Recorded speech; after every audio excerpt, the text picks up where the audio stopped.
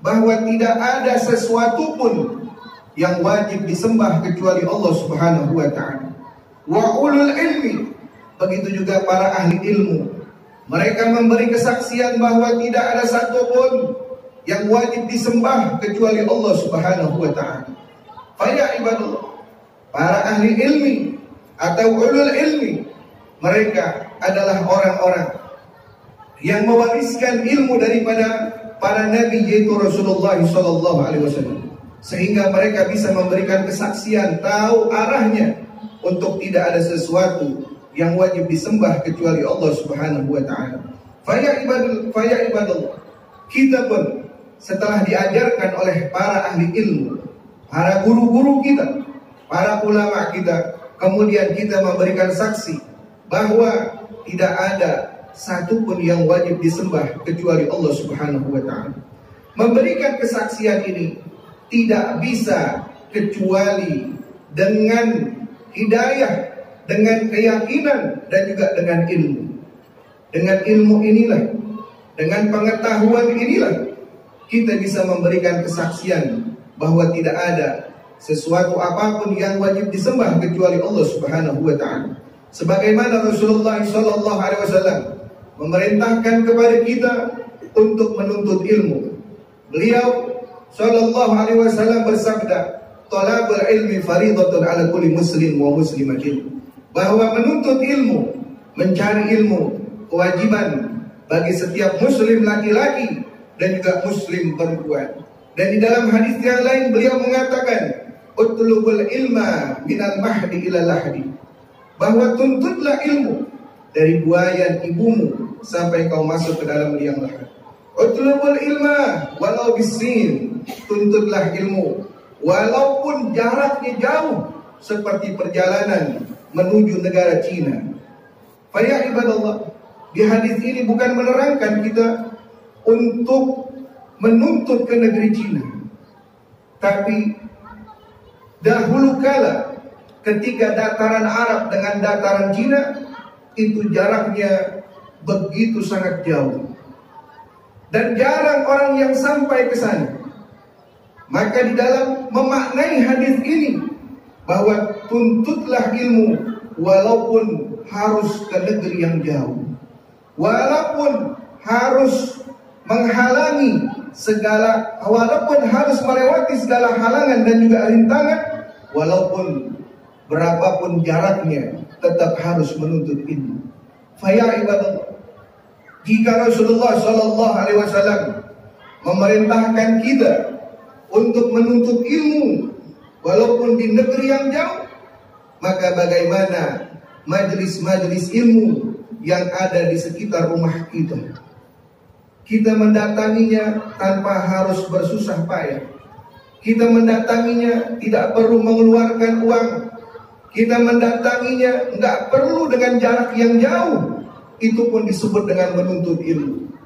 Bahkan Rasulullah Sallallahu Alaihi Wasallam beliau bersabda bahwa man yuridillahu bihi khairan yufaqihu fid din. Bahwa Rasulullah Sallallahu Alaihi Wasallam beliau bersabda, siapa orang yang diinginkan kebaikan oleh Allah Subhanahu wa ta'ala, maka Allah akan menunjukkan kepadanya kefahaman di dalam agama. Ketika kita sudah duduk di majelis ilmu, kita sudah menuntut ilmu, itu berarti Allah menginginkan kita kebaikan. Maka kebaikan tersebut jangan kita hilangkan dengan apapun juga, walaupun dengan kemaksiatan. Faya ibadallah, beliau menegaskan Rasulullah Sallallahu Alaihi Wasallam, buduru majlisi ilmin afdalu min salatin alfi raka'atin wa iyadati alfi maridin wa huduri alfi janazatin. Beliau menegaskan begitu besarnya pahala orang yang duduk di majelis ilmu, seraya beliau mengatakan huduru majlis ilmi, hadir di majelis ilmu lebih afdal engkau salat 1000 rakaat salat sunnah. Duduk di majelis ilmu lebih afdal engkau menjenguk 1000 orang sakit. Dan duduk di majelis ilmu lebih afdal dengan engkau mengantarkan jenazah 1000 jenazah? Mana yang paling afdal di antara kewajiban-kewajiban yang Allah berikan kepada kita sehingga kita bisa memahami di dalam agama? Allah Subhanahu wa ta'ala memberikan wahyu, berbicara kepada bumi, ya ardi la tud'aini ahadan illa bikadil yamin wa arabil jabin. Allah Subhanahu wa ta'ala berkata kepada bumi, wahai bumi, jangan kau berikan makan kepada siapapun kecuali mereka yang membanting tulang, kecuali mereka yang bekerja, kecuali mereka yang telah mengeluarkan keringat, maka berikan makan. Ila talibal ilmi, kecuali orang yang menuntut ilmu. Fa ini katakafaltu lahu, maka aku telah menjamin daripada rizkinya bagi orang yang menuntut ilmu. Gak perlu bersusah payah di dalam mencari rizki, Allah telah menjamin rizki bagi orang yang menuntut ilmu.